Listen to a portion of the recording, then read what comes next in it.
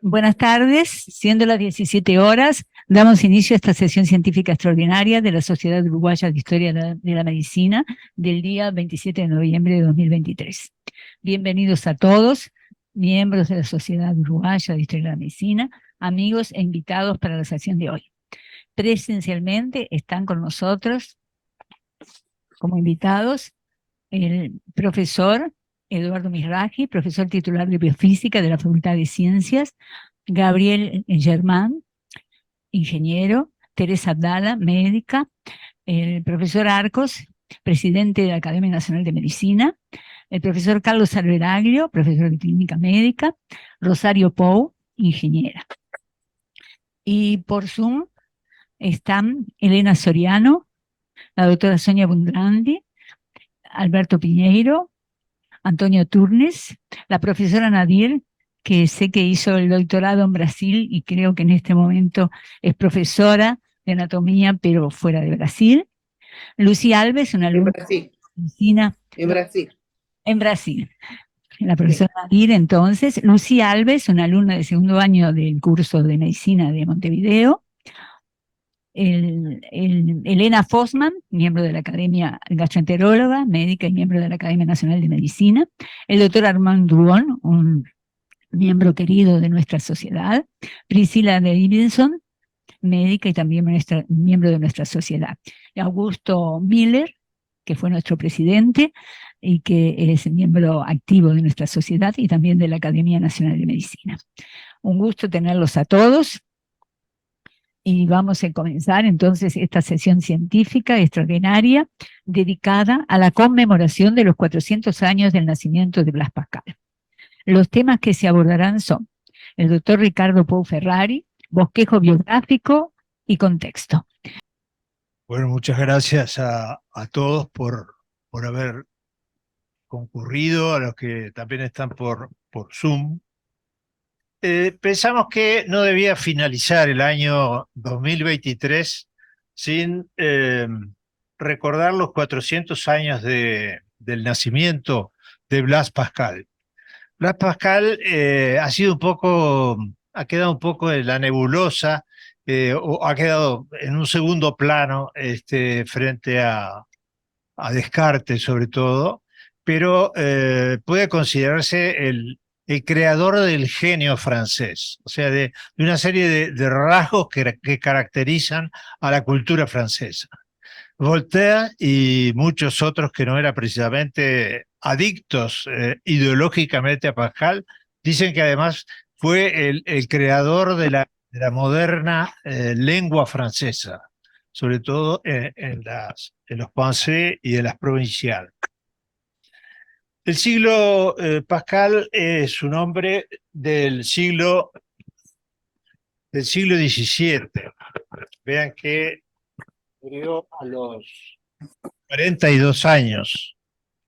El siglo XVII es el Grand Siècle, por lo menos en su segunda mitad, después de transcurrida la guerra de los 30 años y bueno, guerras internas, comienza la figura de Luis XIV y con él el impulso de una cantidad de aspectos en las ciencias y en el arte.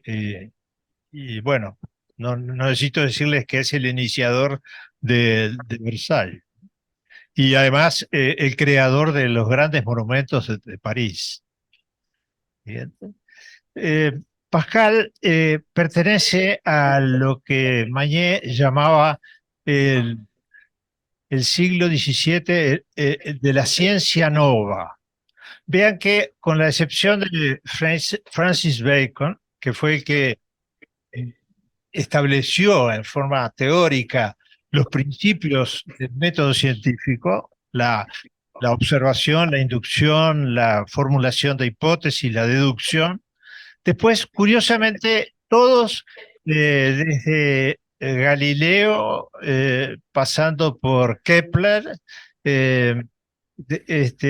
siguiendo por Boyle, el famoso químico y físico eh, inglés, este, los microscopistas, el Robert Hooke y Antoine van Leeuwenhoek, estos nacieron en la misma época. Y Torricelli, por supuesto, un poco anterior, y Leibniz. Eh, pero es interesante destacar que Kepler nació el mismo año, prácticamente, Newton nació el mismo año que Pascal. Bien, o sea que es para que tengan una idea de el entorno científico. ¿Dónde nació Pascal? Nació en Clermont-Ferrand.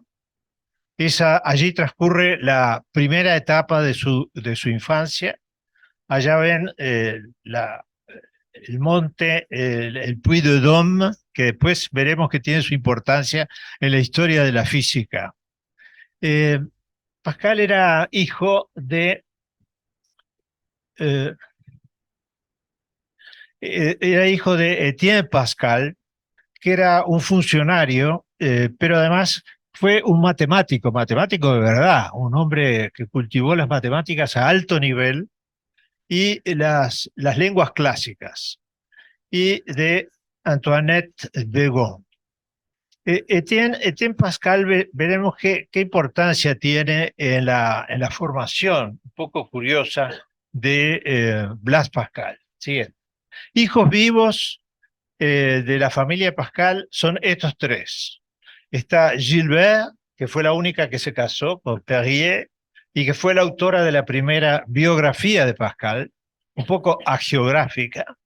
Y después está a su derecha, ven casi melliza, porque se llevan 2 años, Jacqueline Pascal. Los tres eran muy buenos escritores, pese a que ninguno fue a la escuela. El padre los formó en su propia casa y no precisamente con libros, sino haciéndole como una especie de juego de letras y le fue enseñando de ese modo el idioma. Y los tres fueron excelentes, incluso Jacqueline, que terminó siendo religiosa de Port-Royal, que va a tener una gran importancia Port-Royal en la historia de esta familia. Y Blaise, el del medio. La segunda etapa de la vida de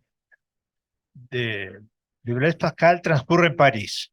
El padre vende todo lo que tiene, lo coloca en acciones y hace su cálculo matemático frío y dice, con esto me da para vivir el resto de mi vida y el de mi familia, y se va para París.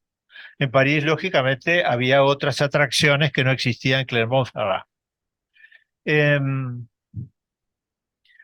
París empieza entonces a formarlo y no le deja leer ningún libro de matemáticas. Y un día, al regreso de su casa, encuentra que Blaise sobre el suelo había dibujado con carbón líneas y círculos y había resuelto el postulado 32 de los elementos de geometría de Euclides, que dice que suma de los ángulos de un triángulo es igual siempre a 2 rectángulos.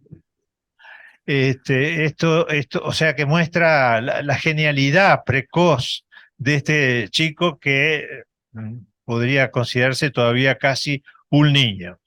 Ahí, bueno, un poco lo tomó más en serio su padre en ese sentido. Una de las cosas interesantes que logró Blaise en París fue asistir al convento de Minimes. Ahí estaba este personaje, Marin Mersenne. Marin Mersenne fue sobre todo un gran matemático, además filósofo, geómetra y demás, pero sobre todo fue un gran matemático. La parte abajo inferior, izquierda, es una carta de las tantas que se intercambiaban porque no había otro modo de comunicarse con Descartes, ¿no? Y formó el primer grupo que se conoce, por lo menos en Europa, de científicos que o bien se reunían o bien se comunicaban a distancia para intercambiar sus adelantos, sus descubrimientos. Una verdadera academia. La Academia de Ciencias de París fue fundada un poquito después, en 1666, por Colbert. Esta es de 1635. Y eran pocos y muy valiosos los que asistían, ya sea en forma real o a distancia, a esta academia. Y entre ellos se incorporó rápidamente el padre de Pascal. Y como Pascal era tan despierto, lo llevó para que oyera aquellos diálogos entre gente realmente muy inteligente. Pero poco a poco Blaise empezó a intervenir. Y dicen que una de las primeras intervenciones fue eh, una discusión en la que puso en tela de juicio algunos de los principios que defendía Descartes en su libro por todos conocido. No dije algo que es muy importante. Blaise nació en el 23. En el 25 se murió su madre. Y en el 27 empezó algo que va a ser constante en la vida de Pascal, que son los tormentos de salud, los trastornos de su salud. En ese momento, recién nacido, tuvo vómitos, tuvo pérdidas de conocimiento, convulsiones, una delgadez extrema, un resblandecimiento de los huesos, dice la hermana, que se curvan, por lo que muchos dijeron, tiene un raquitismo. El hecho es que esa rara enfermedad, como la catalogaron los médicos en ese momento, continuó a lo largo de la vida de Pascal. O sea que vivió muy poco, como les dije, y al mismo tiempo fue aprendiendo rápidamente. Es aquella pregunta que se hacía Mañé, o que le hacía Mañé a Ramón Guerra con respecto a Mozart. ¿Mozart murió joven o murió a la edad que tenía que morir, habiendo hecho un trayecto vital mucho más rápido? Es un poco el caso que se da con Pascal. Entonces recuerden este primer contacto con este primer grupo de científicos que podían considerarse de toda Europa. La tercera etapa es el traslado de Etienne a Rouen. Como suele pasar, Etienne cayó le tocó vivir una crisis financiera y perdió absolutamente todo lo que tenía. Y entonces lo nombraron funcionario en Rouen. Y llevó, por supuesto, a sus dos hijos. Y yo he puesto allí el famoso, que, bueno, los que han ido a Rouen se acuerdan de ese reloj, para acordarse que Rouen es la ciudad de los relojes.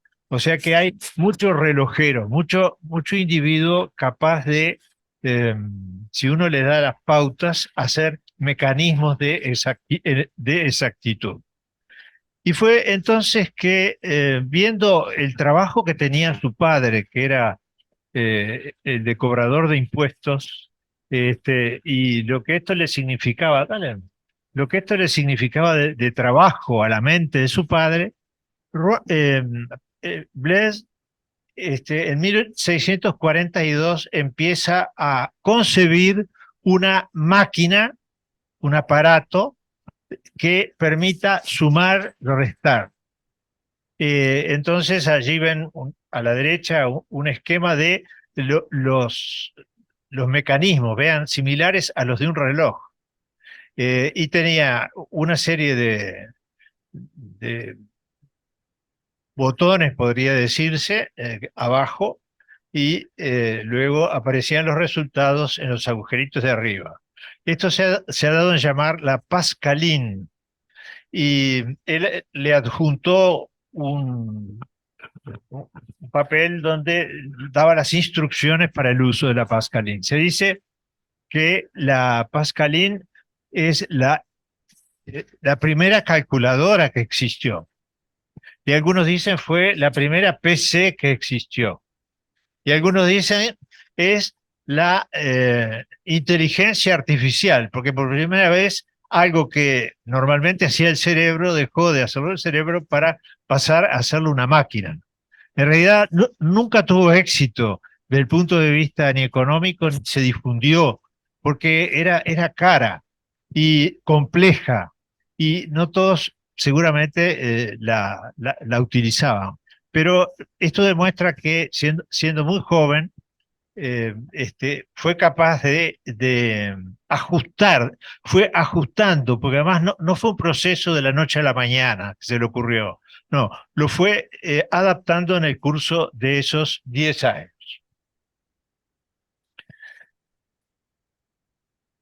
En Rouen también él empieza a hacer los experimentos sobre el vacío, que se prolongan casi por más de un año, en base a los experimentos de Torricelli del año 42, de mediciones de las alturas, sobre todo del mercurio, en tubos verticales introducidos en un recipiente lleno de ese metal líquido. Acá se ve más en forma más. Y en Rouen existió también una tradición de sopladores de vidrio. Entonces se aprovechó Pascal para hacer eh, tubos de vidrio de longitudes un poco inusitadas, como pueden ser los que, el que se ve de acá a acá, que eran lo suficientemente resistentes como para no romperse, y él entonces descubrió que, bueno, o comprobó, corroboró lo que había dicho Torricelli, solo que agrega un concepto nuevo, y es que cuando lleva eso a distintas alturas, después lo veremos, el mercurio baja, a mayor altura baja, lo cual lo lleva a pensar o a concluir que en realidad lo que está midiendo esa altura de la columna de mercurio es el peso de la columna de aire que existe por encima de la superficie del recipiente abierto, de la presión atmosférica. Siguiente. En Rouen ocurre algo un poco como nos pasa siempre en la vida, ¿no? Algo banal o no esperado. La caída de Etienne, que se fractura un pie en la nieve. Es un accidente común. Entonces llaman a dos médicos que son los hermanos Deschamps, buenos cirujanos.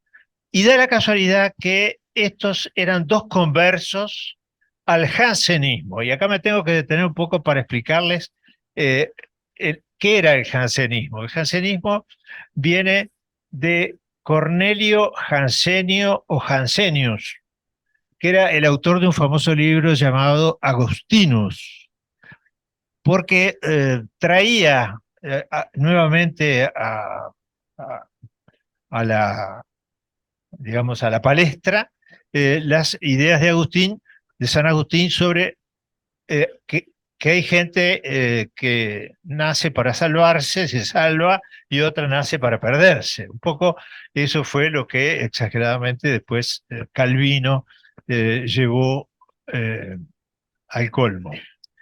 Y Jansenius transmitió sus conocimientos a Saint-Cyran. Saint-Cyran era el director espiritual de las religiosas de Port-Royal. Y de ahí entonces ustedes ven cómo a través de un hecho banal, como decía, o un hecho que no tiene nada que ver, hay un cambio hacia una modalidad, además, muy dura, sumamente exigente, muy especial del catolicismo, que es el jansenismo. Acá yo les he traído, a la izquierda había dos centros de Port-Royal. Estaba Port-Royal de Champs, a pocos kilómetros de París, no lejos de Versailles, y el Port-Royal de París, que está sobre el Boulevard de Port Royal, y les he traído la imagen de abajo a la derecha, porque yo estudiaba citología en una de las habitaciones que daban a ese patio tan hermoso que está muy bien conservado. Sobre el Boulevard de Port Royal y al lado de la maternité de Bodlock y de la maternité de Port Royal. O sea que por esa razón fue que conocí más de cerca lo que era Port Royal. De esto no quedó absolutamente nada. ¿Por qué? Porque se entabló, como veremos después, una seria lucha entre los jansenistas, por un lado, y los jesuitas, por otro. Los jesuitas pensaban que, bueno, cada cual iba labrando en su vida su salvación o su perdición, pero que además estaba la confesión, estaba el perfeccionamiento individual. Claro, de ese modo los jesuitas llegaron a ser quienes dominaban las conciencias, sobre todo de la gente muy importante, ¿no? Incluso de los reyes. Y de ahí se explica algo que parece con los siglos inexplicable, que haya tomado tal importancia la lucha que entabló más tarde Blaise Pascal contra los jesuitas, pero el hecho es que el poder estaba con los jesuitas o los jesuitas estaban con el poder. Y de esto no quedó piedra sobre piedra, puesto que antes de que terminara el largo reinado de Luis XIV lo hizo destruir absolutamente y hizo que se dispersaran todas las monjas y los caballeros solitarios, como se los llamaba a a los hombres que habitaban allí. Es muy interesante esta vinculación porque, como veremos después, al fin de su vida vuelve a Port Royal. Y hay como una alternancia en él entre lo religioso, filosófico, metafísico a veces, y lo científico, puro y duro. Eh, hay una segunda etapa después de Rouen, en la que enferma otra vez Pascal. Enferma otra vez Pascal y el padre lo manda a París y se llama el periodo mundano de la vida de Pascal. Siguiente. Y allí, no obstante eso, ahí se produce un hecho bastante poco aclarado y es el encuentro entre Descartes y Pascal. Descartes era mayor que Pascal, pero había tenido desde siempre una particular curiosidad por ese niño prodigio. Entonces no se animaba, pero en esa ocasión, viniendo desde Suecia, donde era amigo de la reina Cristina de Suecia y demás, yendo hacia Holanda, pasa por París y dice, voy a aprovechar para conocer a este joven genio. Y entonces va 2 días, el 23 y el 24. Pascal estaba en cama. Y el primer día algo le explica de sus investigaciones y demás, pero el segundo día permanece absolutamente callado. No obstante lo cual, Descartes sale de allí con la total certeza de que se hallaba frente a un genio, quizá mayor que él.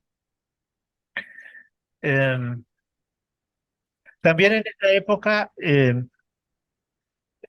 esa época, Pascal continúa.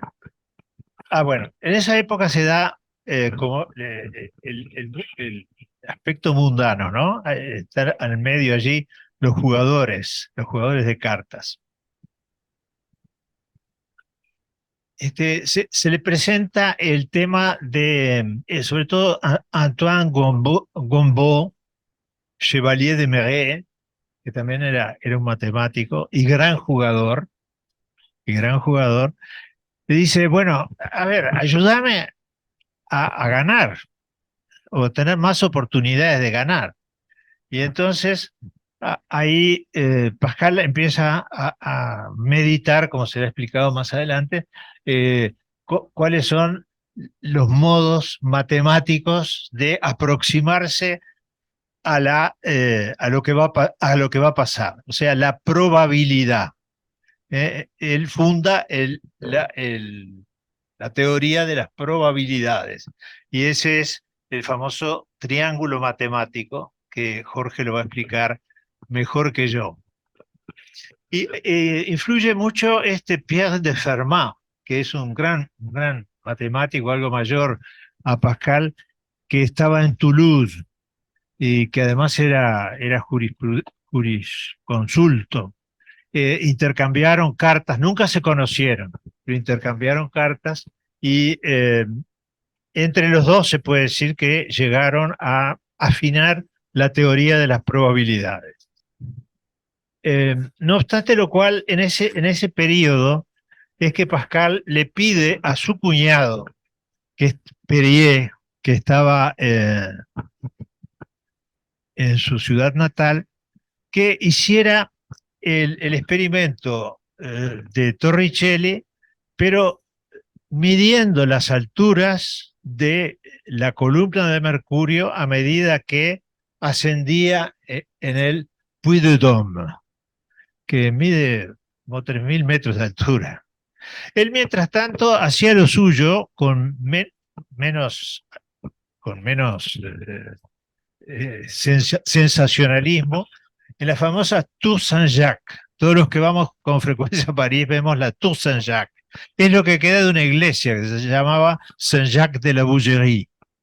Entonces, como Pascal era medio débil y demás, lo que hacía era ir subiendo en la Tour Saint-Jacques y determinando las alturas. Y de este modo vio que la columna de mercurio era mucho más baja en la cima que en la parte baja. O sea que la columna de aire que había por encima de eso, concluyó, tenía mucho menos peso. Eh, y de ahí también surgió el famoso principio de Pascal, que fue el inicio de la bomba. Acá ven, bueno, sobre el equilibrio de los líquidos y el peso de la masa de aire. Y la gran experiencia, o sea, la publicación de lo que había hecho su cuñado en Clermont-Ferrand.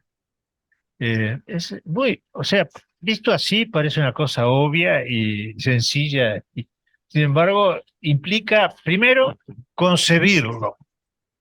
Segundo, concebir cómo va a demostrar eso de una manera experimental, ¿no? Y llegar a una conclusión que pueda tener una cierta traducción matemática. Acuérdense que Galileo decía, la naturaleza habla en lengua matemática, ¿no? Era un poco la tendencia que había en esa época. Acá, el 8 de diciembre de 1654, acontece, todavía durante la época mundana de la vida de Pascal, un accidente.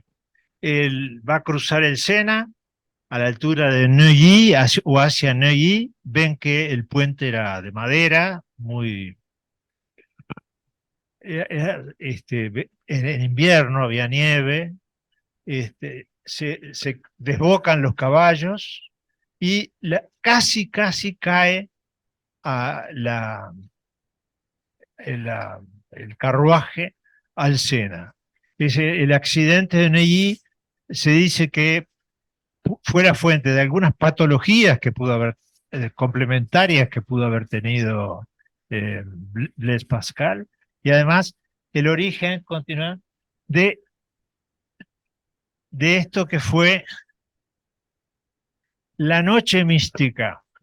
La noche mística que marca la tercera etapa de la vida de Pascal, del 23 de noviembre de 1654. Descartes había tenido algo similar, ¿no? Él dice que en ese momento ve a Dios de Aarón, de Abraham, de Jacob, y que dura aproximadamente unos 10 minutos y que él queda absolutamente convencido de que su vida tiene que cambiar en el interior y escribe este memorial. Y es muy interesante porque al memorial lo arrolla y lo lleva cosido en su saco, como algo para no olvidar nunca. Cada vez que cambiaba de saco, obviamente, descosían el ruedo y le ponían el memorial, eh, donde él concluía, bueno, todas esas experiencias místicas o espirituales que había, había tenido durante esta noche. Muy claro, fue después del golpe, ¿no? En la cabeza, pudo haber sido consecuencia de un golpe, del golpe en la cabeza, si nos ponemos a analizar también cuadros de esa índole.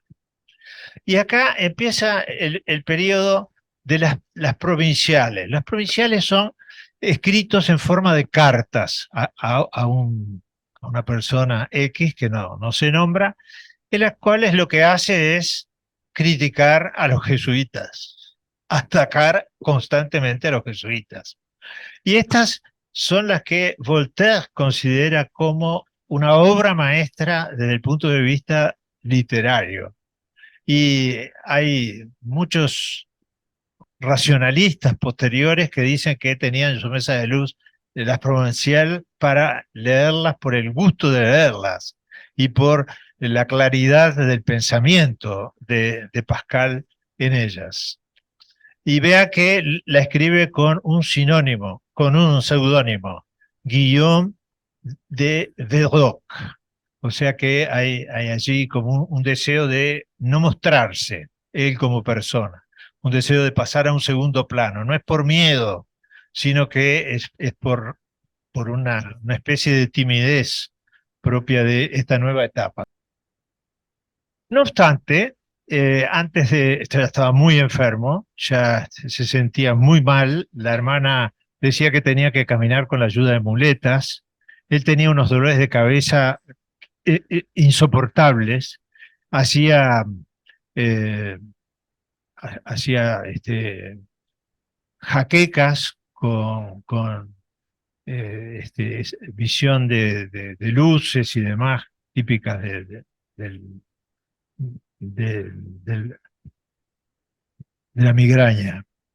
Estaba muy enfermo. No obstante, él idea este fenómeno, esto era un carruaje, se llamaba la carrosse à 5 sous, porque era el precio que tenía que pagar para la gente pobre. Y tenían un punto de partida y un punto de llegada, como si fuera el metro, ¿no? Porque después se construyeron otros, entre otros puntos de París, y tenían horario de entrada y de llegada. Y vean que tiene lugar para 5 personas. Entonces, allí parece ser que la gente humilde, los empleados y demás, quedaron sumamente satisfechos con este invento o esta concepción nueva que hizo Pascal, ya a punto de morirse. Y termino, como termina todo, con, bueno, esto es en realidad post-mortem, porque es una recopilación de fragmentos que no tienen que todos conocemos en parte y admiramos, los pensées de Monsieur Pascal. En principio eran para afirmar la religión, pero en realidad tratan de todas las cosas de la vida, todo lo que le puede pasar a un individuo y todas las condiciones. Y allí vemos la máscara mortuoria que la familia hizo hacer, que dio motivo a muy interesantes conclusiones que ya voy a leer. Esta es Saint-Étienne-du-Mont. es en Mont Saint-Geneviève, ¿no? La colina de Saint-Geneviève, ahí cerca de la Sorbonne y del Panteón. Y allí estaría depositado el cuerpo de Pascal. Digo estaría porque durante la Revolución parece que lo sacaron y lo tiraron como a la propia Santa Genoveva lejos. Y entonces, lo otro que nos tenemos que preguntar es ¿de qué murió Pascal? ¿O qué fue lo que tanto lo hizo sufrir a lo largo de su vida, ¿no? ¿De qué murió Pascal? Es tan interesante esto porque él redacta una oración para pedir a Dios el buen uso de la enfermedad. O sea, que no lo libre de la enfermedad, que no lo libre del sufrimiento, pero que yo siempre he pensado que que el sufrimiento debe tener un sentido, ¿no? Porque en la vida todo tiene una razón de ser. Pero entonces, yo mismo lo he pensado y por eso esto me resulta muy importante de transmitirlo. Prière pour donner à Dieu le bon usage des maladies, ¿no? Eh, es muy linda, no quiero, dice, yo no os pido ni salud ni enfermedad, ni vida ni muerte, sino que dispongáis de mi salud y de mi enfermedad, de mi vida y de mi muerte, para vuestra gloria, para mi salvación y para la utilidad de la iglesia y de vuestros santos, etcétera, etcétera. O sea que hay una razón de ser. Esto es lo otro interesante. Hay 72 fichas bibliográficas acerca de las causas probables de la enfermedad de Pascal. Como les dije, la primera que se había planteado era el raquitismo. Luego, obviamente, como era muy fóbico Pascal, tenía terror al agua, por ejemplo. Eh, Se planteó una enfermedad mental. Voltaire dijo que era un individuo que era un genio, pero un loco. Ansiedad, fobias, histeria. Después es esta otra, que para mí es la que tiene bastante sentido y que me la hizo conocer mi buen amigo, el doctor Rayo, que es la enfermedad de L'Hermite y Duclos. La enfermedad de Hermite y Duclos es una enfermedad que aparece en el primer año de vida y que se va agravando en el curso de los últimos, a medida que transcurren los años. Y tiene manifestaciones sumamente diversas, muchas de las cuales son coincidentes con las que ya he mencionado a propósito de Pascal en diversos sistemas, ¿no? Por ejemplo, yo qué sé, las cefaleas, la pérdida de conocimiento, los trastornos gastrointestinales que eran muy frecuentes en él. En la autopsia se encontró una, una irritación, una gran irritación intestinal. Eh, Después otros han dicho que es una porfiria aguda intermitente, que es una enfermedad autosómica dominante con manifestaciones también en diversos órganos y que afecta al sistema nervioso central, tanto al sistema nervioso central como al periférico.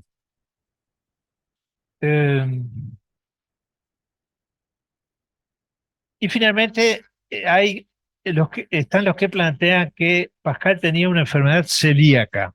La enfermedad celíaca generalmente hoy es de diagnóstico precoz, o sea, o relativamente precoz. El problema es cuando transcurre el tiempo suficiente con consecuencias sobre otros síntomas. Esta enfermedad es multifacética y en los adultos se observan enfermedades neurológicas, el llamado cerebro celíaco. lo cual obedece a defectos nutricionales, trastornos en las conexiones interneuronales. Se caracteriza por cefalea tipo migraña, cono sin aura, epilepsia tipo lobar occipital, ataxia cerebelosa, ataxia mioclónica, leucoencefalopatía progresiva y demencia.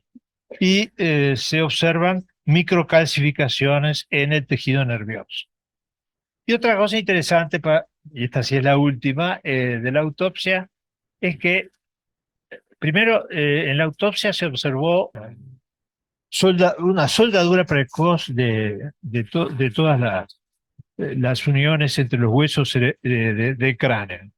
Y esto parece ser bastante característico también de alguna enfermedad de tipo hereditario. Gilles de la Tourette, estudiando bien la máscara mortuoria, encontró una asimetría entre uno y otro lado de la cara que también atribuye alguna enfermedad. Podríamos decir que en su vida corta tuvo una influencia muy grande que yo quizá no he podido transmitir porque son muchos los aspectos que tendría que tratar, pero que dejó obras sumamente interesantes. Y yo quiero referirme solamente a aquello de le cœur a ses raisons que la raison ne connaît pas. Y esto es muy importante porque si bien él cree en la razón, dice, bueno, sí, pero la razón llega hasta cierta altura, más allá de la cual no le podemos pedir a la razón que nos dé explicaciones. Entonces empieza a actuar allí el corazón, que viene a ser algo así como la intuición. El propio Bergson dice mucho más adelante, dice eso que decía Pascal a propósito de Le Coeur, es la intuición. Y es muy interesante porque nosotros los científicos estamos acostumbrados a ser racionalistas y a pensar que no existe otro método u otro camino para alcanzar la verdad. Y la intuición, junto a la razón, sin negar la razón, es un auxiliar muy importante. Y lo otro fue lo que también todos bien conocen que el hombre es un junco, pero un junco pensante. O sea, somos seres sumamente débiles, sumamente frágiles, pero tenemos la capacidad de pensar. Lo que nos diferencia de los animales es que pensamos. Los animales mueren como nosotros, o sea que hay una materia que desaparece, pero a diferencia de los animales, nosotros sabemos que vamos a morir. Y de ahí la importancia, hablábamos el otro día con Pablo, de la muerte como causa última de muchas inquietudes de orden filosófico. Entonces, bueno, esto es lo que nos deja Pascal en su trayectoria por la Tierra. Gracias.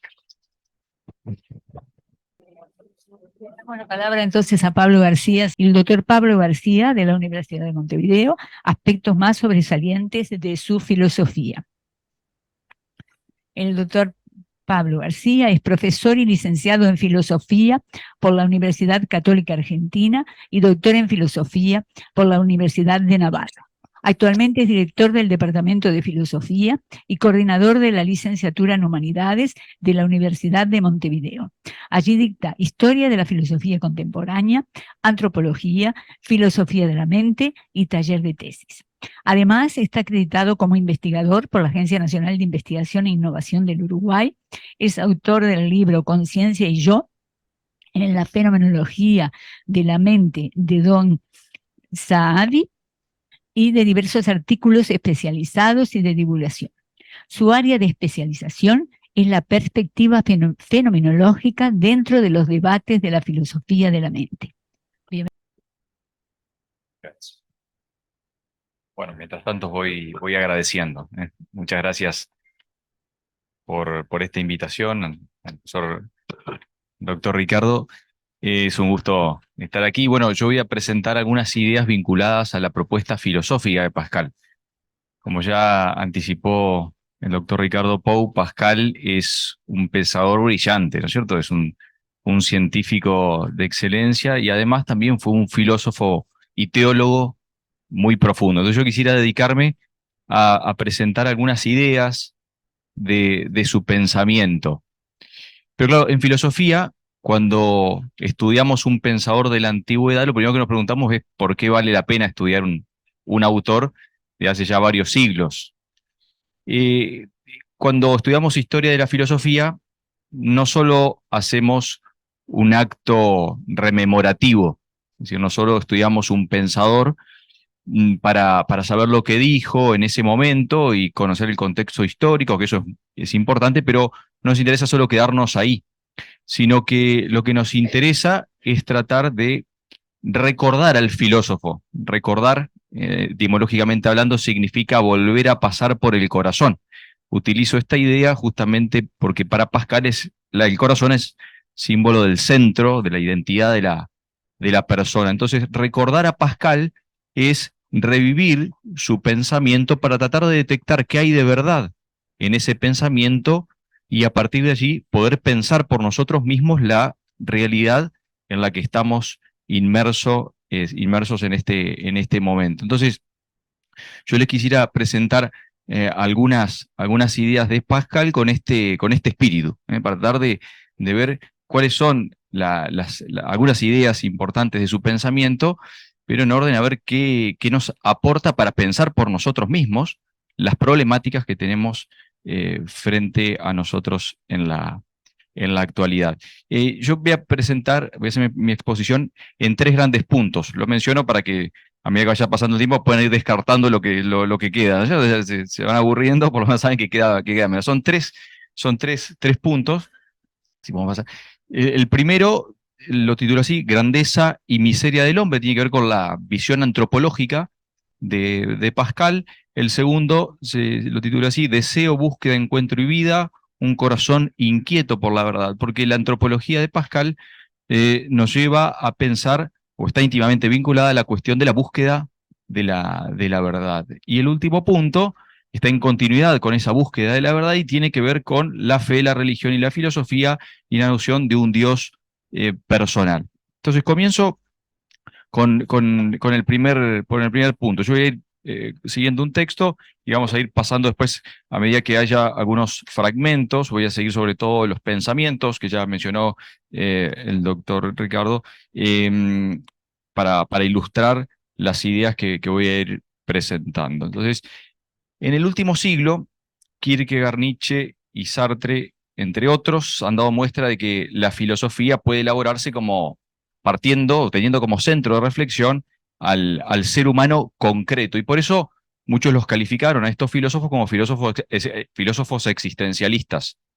Bueno, Pascal también podría ser calificado como un filósofo de la existencia, porque su propia vida se entreteje con su pensamiento filosófico. Él parte de su propia vivencia, de su propia experiencia para tratar de entender la realidad, sobre todo del ser humano. Y Pascal lo primero que nota es que el ser humano está entre dos infinitos, lo infinitamente grande y lo infinitamente pequeño. Nosotros ahora podríamos dar cuenta mucho más de esto, ¿no es cierto? La infinitud del universo y cómo hay también un infinito pequeño, ínfimo, que estructura también la realidad. Y a partir de ahí, en Pensamientos, Pascal nos presenta al ser humano como una paradoja entre grandeza y miseria. El existente concreto no puede entenderse solo desde una faceta. Nuestra propia vida nos muestra que es así. Nos entendemos tanto desde las capacidades y logros como desde nuestra fragilidad, desde nuestra pequeñez en nuestras decisiones. Todo esto forma parte del mosaico que va configurando nuestra biografía. Con su característica sintética e incisiva, Pascal nos presenta la dignidad del hombre de esta manera. Dice Pascal, el hombre no es más que una caña, lo mencionaba el doctor Ricardo. La más débil de la naturaleza, pero es una caña pensante. No hace falta que el universo entero se alce en armas para aplastarlo. Un vapor, una gota de agua bastan para matarlo. Mas, aun cuando el universo lo aplastara, el hombre seguiría siendo más noble que lo mata, puesto que él sabe que muere y sabe la ventaja que el universo tiene sobre él. El universo nada sabe sobre ello. Toda nuestra dignidad consiste, pues, en el pensamiento. A ello es a lo que a lo que nos es preciso remitirnos, y no al espacio en la duración que no sabríamos llenar. Trabajemos, pues, en el bien pensar. Este es el principio de la moral. Este texto condensa su visión antropológica, aunque también una visión cosmológica y moral, podríamos decir, y comienza mostrando el núcleo de comienza mostrando que el núcleo de la grandeza del ser humano no reside en la materialidad o en lo cuantitativo. Desde el punto de vista físico hay cosas que son más robustas y duraderas en el tiempo. Pensemos en los planetas, en el universo en sí mismo, que está desde antes que nosotros. Desde el punto de vista físico, hay otras cosas que son más fuertes, pero el mínimo desequilibrio, y a nosotros el mínimo desequilibrio, ya golpea nuestras fuerzas y nos hace incluso perder la vida. ¿Acaso no fue esto lo que experimentamos con el COVID hace algunos años? ¿Acaso los médicos no experimentan esto cotidianamente? Yo no soy médico, ¿cierto? Me atrevo a meterme en su campo. No experimentan cómo un virus, una bacteria infinitamente pequeño en comparación con el ser humano, lo atormenta hasta quitarle sus fuerzas vitales. Para Pascal, la vulnerabilidad, entonces, es parte ineludible de nuestra existencia, por el hecho de tener una dimensión corpórea. Todos somos más o menos vulnerables, desde quien está en el vientre materno hasta el que está agonizando el final de su vida. Es nuestra tarea tratar de mitigar esa vulnerabilidad en la medida de lo posible. Pero carece de sentido pretender negar esa vulnerabilidad, como a veces intenta el movimiento transhumanista en la actualidad. Somos frágiles, pero, dice Pascal, entendemos esa fragilidad. Somos los únicos que nos damos cuenta de nuestra condición y eso nos hace absolutamente superiores. La grandeza del hombre es grande en tanto que se conoce miserable. Un árbol no se conoce miserable. Es pues ser miserable, conocerse miserable, pero es ser grande, conocer que se es miserable. La conciencia de sí, aunque sea conciencia de la propia fragilidad, manifiesta un modo de ser distinto a un objeto como un árbol, un animal que es incapaz de esto. Aunque ese objeto pueda permanecer en el tiempo un lapso mayor, como decíamos recién, los planetas que conforman el universo existen desde antes de nosotros y seguramente van a seguir existiendo después que morimos. Esos objetos, sin embargo, no saben que existen, con lo cual están rendidos al acontecer de los hechos, son totalmente dependientes de las circunstancias. Somos vulnerables entonces, pero pensamos, y eso en cierta medida nos hace superar nuestra fragilidad. ¿Y cómo superamos nuestra fragilidad gracias al pensamiento? Bueno, pienso que, en primer lugar, porque permite el pensamiento recomponer el daño sufrido. Nuestra animalidad es frágil y puede padecer por el paso de los años o la influencia de agentes externos, pero el pensamiento permite custodiar la vida, no solo de modo espontáneo y con sentido común, sino también haciendo ciencia. En este sentido, la medicina es muestra de la grandeza del ser humano, que ha sido capaz de conocer el funcionamiento de nuestro organismo para otorgarnos esperanzas de vida. Los médicos entienden muy bien, pienso yo, esto porque su tarea los lleva a reconocer la vulnerabilidad de nuestro cuerpo como parte esencial de la vida humana. Sin embargo, no se rinden ante esas limitaciones, sino que los impulsan a pensar los modos más adecuados para encontrar vías de desarrollo vital. En los términos de Pascal, podríamos decir que la fragilidad de nuestra naturaleza acompañada del poder de la inteligencia, son el fundamento de la tarea de todo médico. Si solo fuéramos una caña, carecería hablar de ciencia, no tendría sentido la ciencia, seríamos incapaces de la ciencia. Pero si solo fuéramos pensamiento, un espíritu, tampoco la medicina tendría mucho sentido. ¿Y qué pasa cuando no es posible quitar el sufrimiento? Cuando sabemos que no hay posibilidad de escapar al dolor. Hablar de esto en el contexto actual, a quienes algunos califican como la generación de cristal, parece una cosa demencial, ¿no es cierto? Pero es cierto que a veces no podemos evitar el sufrimiento, hay que reconocer eso, aunque nadie quiere el dolor por sí mismo.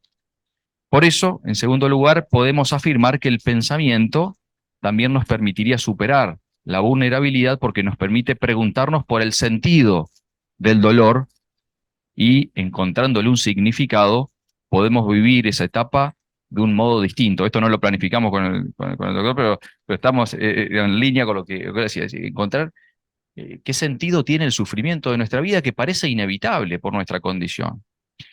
En tercer lugar, el pensamiento nos permite superar la vulnerabilidad porque es fuente de libertad. No hay libertad sin inteligencia, sin pensamiento. Solo un sujeto inteligente puede decidir su destino y no ser una marioneta del movimiento de la naturaleza. El autoconocimiento, que fue central en toda la historia del pensamiento filosófico, desde Sócrates, ¿no es cierto? Con esa exhortación, gnosis autón, conócete a ti mismo, decía Sócrates. Bueno, también es clave para Pascal. Allí reside la posibilidad de encontrar aquellos valores que van a configurar nuestra vida, tanto personal como social. Porque no solo podemos encontrar aquello que me hace bien a mí, a ti, sino lo que nos hace bien en cuanto seres humanos y por consiguiente somos capaces de encontrar criterios morales para vivir en sociedad. Ahora bien, si queremos tener una visión completa del ser humano, la grandeza del hombre debe complementarse con la miseria, dice Pascal. Y ahora, dice Pascal, es peligroso hacer ver demasiado al hombre hasta qué punto es igual a las bestias sin mostrarle su grandeza. Y es también peligroso hacerle ver demasiado su grandeza sin su bajeza. Es aún más peligroso dejarle ignorar una y otra, mientras que es muy ventajoso hacerle notar lo uno y lo otro. No conviene que el hombre crea que es igual a las bestias ni a los ángeles, ni que ignore lo uno y lo otro, sino que conozca lo uno y lo otro. En este texto se ve una clara influencia del jansenismo, que como mencionaba el doctor Ricardo, esta tradición religiosa que entendía también que la naturaleza humana está corrompida en su origen. La vida, para Pascal, muchas veces se caracteriza por la vanidad y el hastío. La vanidad se refiere a mantenerse en las cosas superficiales, vacías, sin llegar a las cuestiones relevantes de la vida. Las tareas del mundo incluso quedan relegadas para él, tal punto que pues, se recluye en el monasterio de Port-Royal. Más allá de que podría criticarse algo de esta visión, ¿no es cierto? Pascal detecta una dificultad que entiendo que es propia también de nuestra época, la dificultad para vivir bien el tiempo presente. Y dice Pascal también en los pensamientos, que cada cual examine sus pensamientos, los hallará totalmente ocupados en el pasado y en el porvenir. No pensamos casi en el presente, y si pensamos en él, lo hacemos solo para obtener de él la luz que nos permita disponer del porvenir. El presente no es jamás nuestro fin. Así no vivimos jamás, sino que esperamos vivir, y disponiéndonos siempre a ser felices, es inevitable que jamás lo seamos. Muchas veces el ser humano es incapaz de mantener su atención en el presente por el hastío o el aburrimiento que le provoca la incapacidad de volver sobre su interioridad, que requiere reposo, atención sobre sí. Esto lo lleva a querer escapar de ella mediante la diversión en cosas del mundo para evitar confrontarse consigo mismo, propio también a veces de nuestra cultura de vivir hacia afuera y falta a veces una capacidad de estar consigo mismo. Esta visión antropológica paradojal de grandeza y miseria de Pascal está íntimamente conectada con su interés por la verdad. Por eso, ahora pasamos al segundo punto. Ya queda uno menos. El segundo punto, entonces, lo titulé Búsqueda, Encuentro y Vida. Un corazón inquieto por la verdad. En Pensamientos, Pascal afirma lo siguiente: tras haber mostrado la bajeza y la grandeza del hombre, que el hombre se estime ahora en lo que vale, que se ame, puesto que hay en él una naturaleza capaz para el bien, mas no por eso ame las bajezas que hay en ella, que se desprecie porque esta capacidad está vacía, mas que no por ello desprecie esta capacidad natural, que se odie, que se ame, tiene en sí la capacidad de conocer la verdad y de ser feliz, mas no posee la verdad ni constante ni satisfactoria. Quisiera, pues, llevar al hombre a desear hallarla, a esto presto, librado de las pasiones, para seguirla allá donde la encuentre, sabiendo hasta qué punto su conocimiento está oscurecido por las pasiones. Quisiera que odiase en sí la concupiscencia que por sí misma lo determina, con el fin de que no lo cegara a la hora de hacer su elección, ni lo detuviera cuando haya elegido. Siguiendo la inspiración de San Agustín, ¿no es cierto?, que estaba presente en Pascal, podemos decir que para Pascal la antropología, delineada en el punto anterior, lleva a afirmar que el hombre tiene un corazón inquieto por la verdad. Es necesario acrecentar el deseo por ella para buscarla, para encontrarla y para vivir acorde a ella. En esta propuesta, Pascal escapa a dos extremos: el irracionalismo y el racionalismo. Los extremos que están también presentes en la cultura contemporánea. Por un lado, es un paliativo a las posturas contemporáneas que niegan el valor de la razón, que no reconocen el deseo natural del hombre de llegar a la verdad.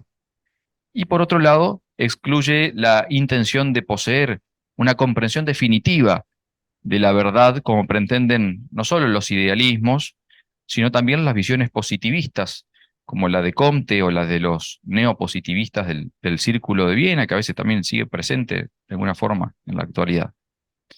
En la cultura actual, estas propuestas se expresan en la vida cotidiana, en una combinación de una mentalidad técnica calculadora y una vitalidad irreflexiva, muchas veces carente de criterios racionales, es dejarse llevar por los impulsos. Para Francisco Locata, Pascal evita la crisis del racionalismo, no solo porque va de la despersonalización de la razón como una razón absoluta, como en Hegel, por ejemplo, sino porque también entiende que la razón está vinculada al corazón, como decíamos antes. Esta noción, la de corazón, indica el centro integrador de la persona, que contiene no solo la razón calculadora, sino también la posibilidad de un conocimiento intuitivo, y es el ámbito también de la afectividad, de los sentimientos. Pasamos a la siguiente.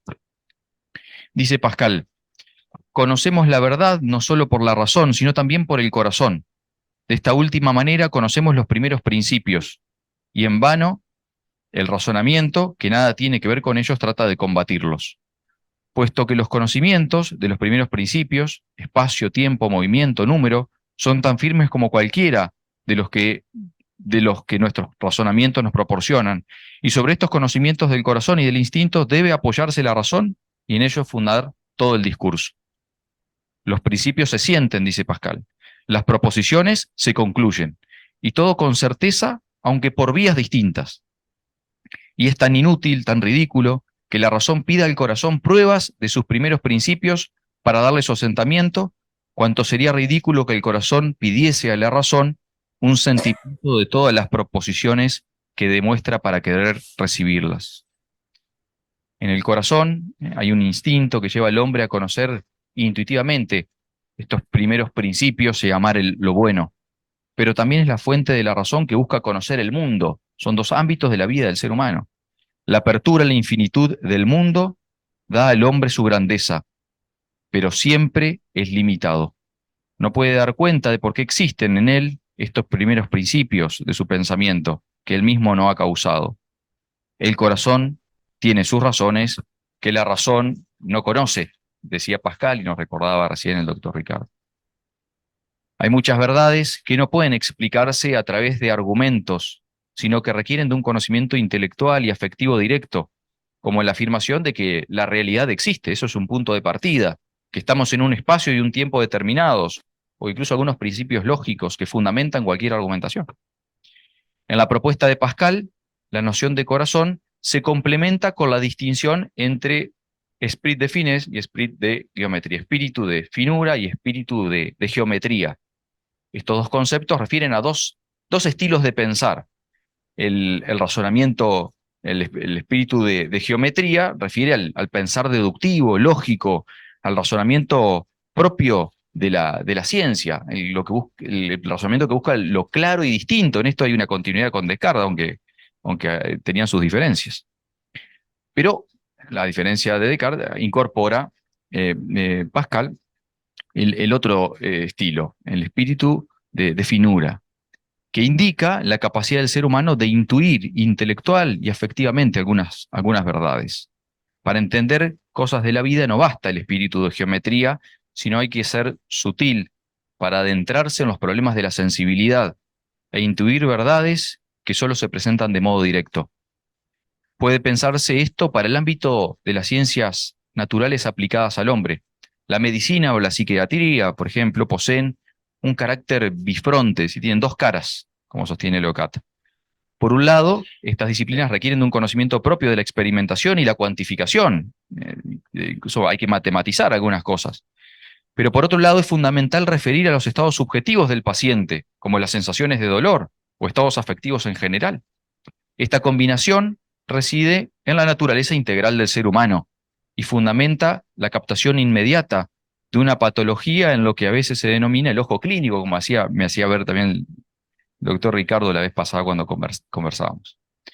La propuesta contemporánea de la llamada neurofenomenología, que reconoce la necesidad de devolver al paciente la voz, incluso para entender mejor los datos de los estudios neurocientíficos, puede entenderse como una extensión de esta invitación pascaliana a integrar estos dos estilos de pensamiento.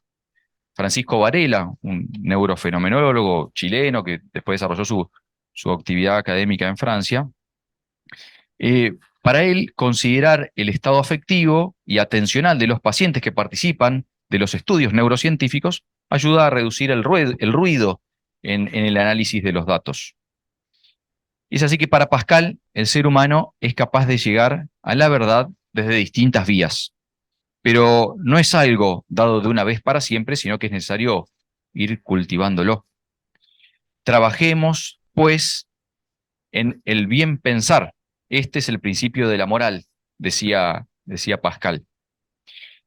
En el contexto actual, encontrar algún tipo de pensamiento ya es un signo de vitalidad que no tenemos que despreciar, ¿no es cierto? Como sabemos todos los que tenemos alumnos, no sé, cada tanto nos encontramos con algunos alumnos que nos hacen dudar si realmente están activos, ¿no es cierto? Intelectualmente hablando. Pero Pascal es más exigente todavía, no solo nos pide que pensemos, sino que nos pide que pensemos bien. Ya los filósofos clásicos habían notado el valor de la formación de la inteligencia mediante los buenos hábitos. Aristóteles decía que los hábitos en general son una segunda naturaleza, nos van conformando de una determinada manera. Eso no da lo mismo, ya Aristóteles decía, no daba lo mismo pensar cosas erróneas fuera de la realidad que lograr un pensamiento que dé cuenta de cómo son las cosas. En las ciencias, que tienen una orientación muy práctica, como en la medicina, esto se tiene muy presente, porque de ello depende muchas veces salvar o no la vida de una persona. Pero ¿acaso esto no se aplica también a otros ámbitos que, aunque no tienen efectos inmediatos, siempre de alguna manera repercuten en nuestra vida? ¿O qué acciones son moralmente buenas y cuáles nos perjudican individual o socialmente? ¿Acaso no resulta esencial para nuestra vida cotidiana las preguntas por la felicidad, que parecen cosas muy abstractas? ¿La existencia real del amor desinteresado o no? La capacidad de conocer la realidad, la cuestión de la dignidad personal, cuál es la relación del ser humano con los animales y el resto del universo.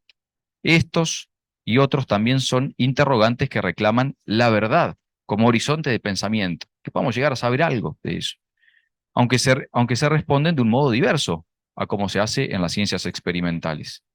Entonces, ¿en qué consiste pensar bien para Pascal? Bueno, para Pascal podemos pensar bien cuando las pasiones no nos obnubilan. La vida afectiva, que era fundamental, era parte, decíamos, del corazón para Pascal, es fundamental, pero sin orden puede causarnos dificultades para llegar a la verdad y para ponerla en práctica. Cuán difícil es perder la objetividad sobre un hecho cuando estamos enojados o cuando experimentamos una alegría desbordante. Nunca hay que ponerse de novio, yo siempre digo, cuando salen a bailar, ¿no es cierto? Cuando están, hay que pensar bien las cosas. Pensar bien requiere muchas veces ordenar la afectividad para entender las mejores razones. Y una vez que hemos lo mejor para nosotros o para los demás, no termina todo, porque debemos llevar adelante la acción que entendemos que es buena.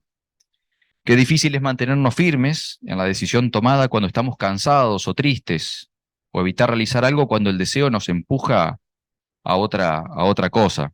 Tenemos experiencia cuando queremos hacer dieta, ¿no es cierto? Y tenemos la torta delante y tenemos que... Me acordaba cuando escribía esto, cuando nació mi primer hijo, éramos primerizos con mi esposa, y hubo un trabajo de parto muy largo, y en un momento mi esposa decía, vamos a la cesárea nomás, ¿no? Pasemos. Y el médico, muy sensato, estaba muy cansado, ya eran como las 2 de la mañana, y dice, me voy a tomar un café. Y mi esposa estaba a los gritos. Y, y yo dije, está haciendo bien. Yo quería tampoco, no quería que mi esposa sufra, ¿no es cierto? Pero dijo, estamos cansados y tenemos que tomar la mejor decisión. Entonces se fue a tomar un café, al rato volvió, intentando de nuevo, terminó después de una cesárea, pero bueno. Pero, pero ¿qué hizo? No quería que las pasiones, el cansancio en este caso, obnubile su inteligencia para tomar la mejor decisión, ¿no es cierto? Dando un paso al dato de fe, Pascal entiende que esta separación entre la razón, las pasiones y nuestras acciones libres se debe a una caída, el pecado original, dice él. Idea que desde otra tradición y con algunas diferencias ya estaba presente en el pensamiento de Platón, un filósofo precristiano. Platón también hablaba de una culpa original, decía él, que tenía que ver con esta dificultad para unificar nuestro ámbito pasional, las decisiones, lo que pensamos. Se rompió la unidad entre la razón y el instinto, y esto facilita la posibilidad del error, dice Pascal. Instinto y razón, en lo más íntimo, están unidos, pero en el nivel práctico están separados. Para Pascal, así como la causa del error y de la miseria moral están en el orden sobrenatural, la salida también está en el orden sobrenatural. Y ahora sí vamos al último punto. Sigamos, nada más. Entonces, el último punto es fe, religión y filosofía, un Dios personal. Tanto la idea de una razón instrumental como las filosofías que niegan el valor del pensamiento comparten lo que podemos denominar voluntad de inmanencia, es decir, la decisión de negar cualquier tipo de trascendencia en la vida del ser humano. En estas perspectivas, plantear la cuestión de Dios es muestra de un rápido decrecimiento intelectual, en palabras de Comte, o, como afirman los miembros del Círculo de Viena, cito, si un místico afirma tener experiencias que están sobre o más allá de todos los conceptos, esto no se lo puede discutir. Pero él no puede hablar sobre ello, pues hablar significa capturar en conceptos, reducir a componentes de hechos científicamente clasificables. Es cierto que la cuestión de Dios no puede explicarse de conceptos propios de la ciencia natural, pero ¿acaso es el único modo de hablar de la realidad? ¿No es posible dar lugar a otra forma de razonamiento que permita encontrar aspectos que permanecen ocultos al método de la física, la química y la biología? Para Pascal, que también fue científico, sí es posible. En la llamada Noche de Fuego, que también mencionamos antes, del 23 de noviembre de 1654, ya cumplimos el aniversario hace poco, ¿no?, tuvo una vivencia intensa de Dios que plasmó en el memorial. Y allí dice, Dios de Abraham, Dios de Isaac, Dios de Jacob, no de los filósofos y los sabios, certidumbre, certidumbre, sentimiento, gozo, paz, Dios de Jesucristo, Deum meum et Deum vestrum. Tu Dios será mi Dios, olvido del mundo y de todo salvo de Dios. Solo se halla por las vías enseñadas en el Evangelio. Grandeza del alma humana. Padre justo, el mundo no te ha conocido, mas yo te he conocido. Alegría, alegría, alegría, lágrimas de alegría. Pascal había experimentado allí que Dios no es una mera idea, sino alguien real con quien conviene, con quien podemos vincularnos personalmente. Alguien a quien acudir en alegrías y tristezas, alguien a quien le podemos reclamar también. Aunque contrapone el Dios de la religión con el Dios de los filósofos, Pascal no rechaza el valor del conocimiento racional de Dios.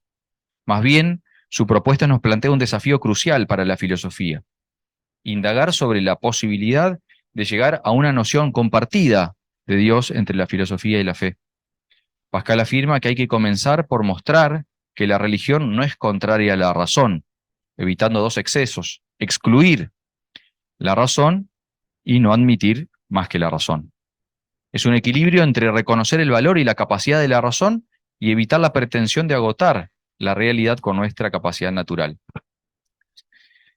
Dice Pascal: si sometemos todo a la razón, nuestra religión no tendrá nada de misteriosa ni de sobrenatural.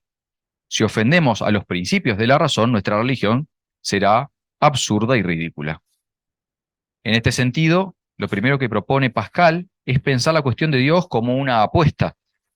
¿Dios existe o no existe? Lo que comentaba recién el doctor Ricardo.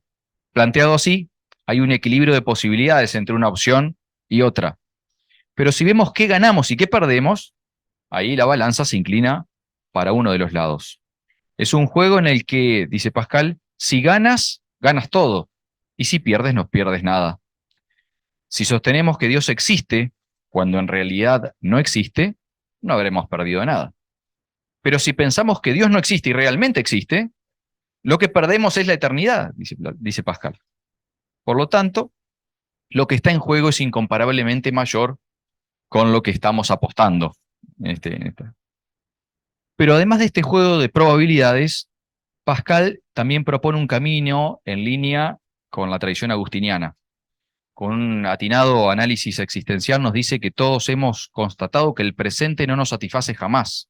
Somos impotentes de ser felices por nosotros mismos.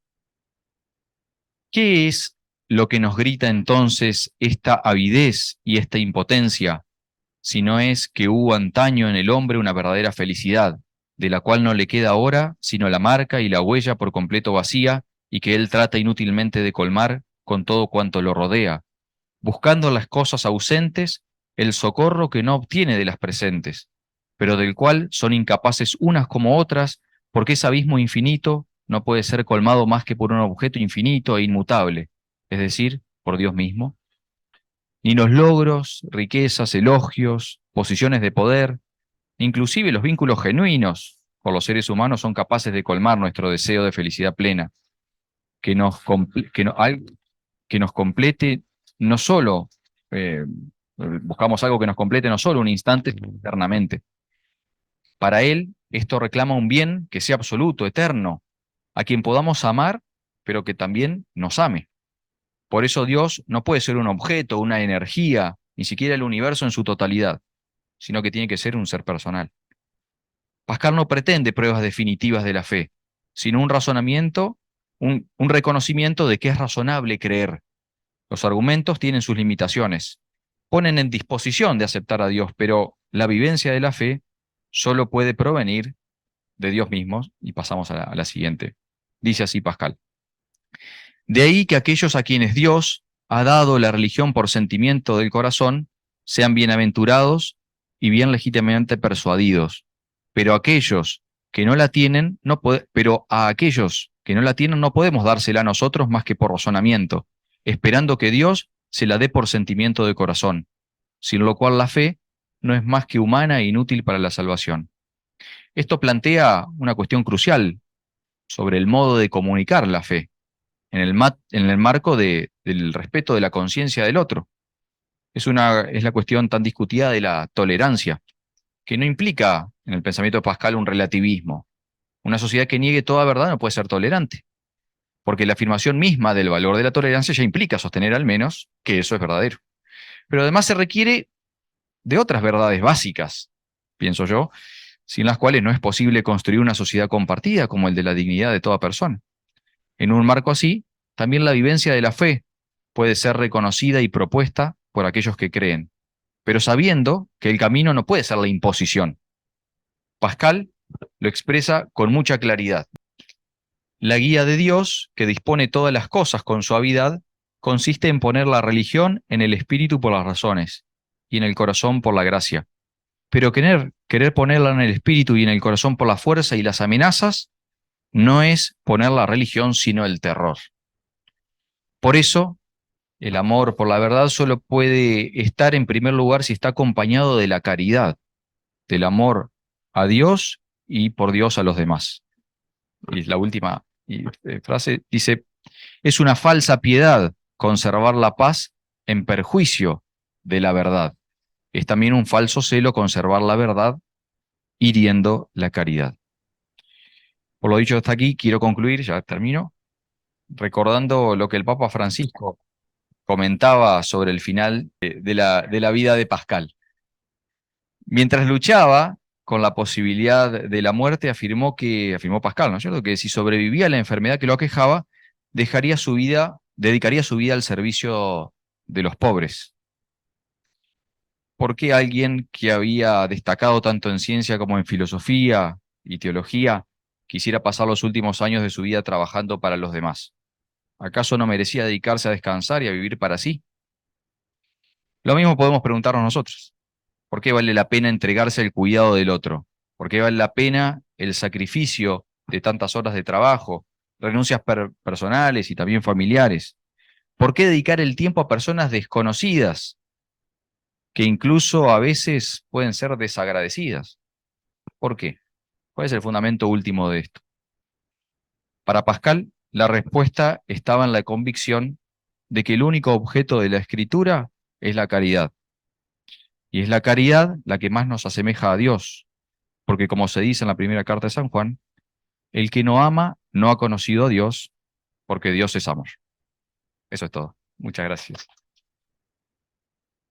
Queremos felicitar al doctor Pablo García por la claridad de su exposición sobre este genial pensador, que nos parece, por lo menos creo que a muchos, extremadamente vigente para comprender el sentido de la vida. Y le pasamos la palabra a Jorge Castro.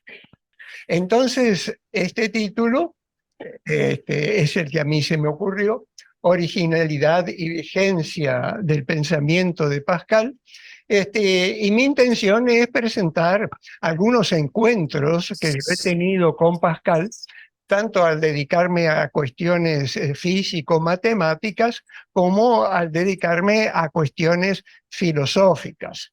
No vamos a exagerar, cuando hablo de cuestiones filosóficas estoy hablando del filósofo que todos llevamos dentro. El que no lleve dentro un filósofo, que levante la mano, ¿no?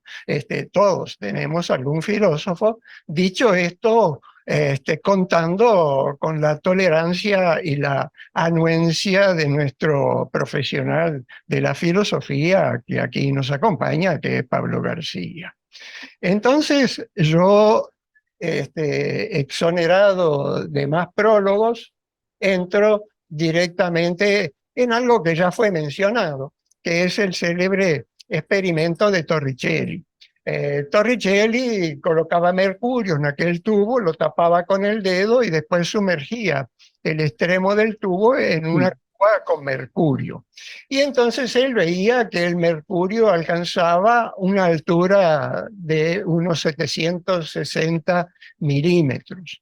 Pero eso planteaba un serio problema científico y filosófico, porque en aquellos tiempos dominaba la idea de que la naturaleza le tenía horror al vacío. Es muy interesante observar eso. La naturaleza estaba como dotada de sentimientos. La naturaleza le tenía horror al vacío y eso es lo que explicaba que el tubo no pudiera quedar vacío. Pero si la naturaleza le tenía horror al vacío, entonces allá donde está el signo de interrogación, ¿qué había? Porque parecía que ahí tenía que haber vacío, o si no, había que indagar qué es lo que entraba allí para ocupar ese espacio, si es que no podía haber espacios vacíos. La cuestión era intrincada. Y entonces Pascal, vean que el experimento de Torricelli que se divulgó en Europa fue en el momento en que Pascal tenía 21 años. Veamos las edades de Pascal a medida que transcurren estos acontecimientos. Y entonces Pascal aclara las cosas de la manera como las entendemos hoy. Y él dice, no, lo que levanta al mercurio dentro del tubo es la presión. Ricardo ya lo dijo, y ya dije que estoy muy bien acompañado de prologuistas, es que la presión de la atmósfera sobre la superficie libre de mercurio. Por eso el mercurio sube, y además aquí está el célebre experimento que se realizó por iniciativa de Pascal. Ricardo, que es detallista, habrá dicho no lo hizo Pascal, lo hizo un pariente que no recuerdo cuál. ¿Quién? Perrier. Bueno, ¿qué hizo Perrier? Pero la idea fue de Pascal y la interpretación también, de llevar este dispositivo a una cumbre y ver que entonces el mercurio sube menos, ¿no? Entonces todo esto él lo divulgó, lo presentó, y lo escribió, ¿no? Esta es la portada que también ya se mostró, el Tratado del Equilibrio de los Líquidos y del Peso de la Masa de Aire, y ahí donde yo marqué con la flecha, dice de las ideas que se le habían atribuido al horror, al vacío. Está todo ahí dentro. Pero entonces él decidió escribir un tratado del vacío, donde expondría estas ideas en torno a esta cuestión específica del vacío. El tratado del vacío nunca lo escribió, pero por lo que veo, hablando de prólogos, era uno de aquellos que comienzan escribiendo el prólogo. Entonces escribió el prólogo, aunque nunca escribió el cuerpo del texto. Y aquí aparece algo muy llamativo y característico de Pascal. Él escribe el prólogo del Tratado del Vacío, pero lo que él escribe en el prólogo es una interesante meditación filosófica sobre qué es la ciencia.